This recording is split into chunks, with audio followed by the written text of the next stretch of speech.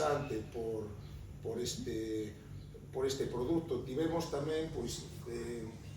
festas gastronómicas como a Festa da Vitela, a Festa do Cordeiro. Vimos desde principios de ano pois, apostando por festas tradicionais como é o Entroido, e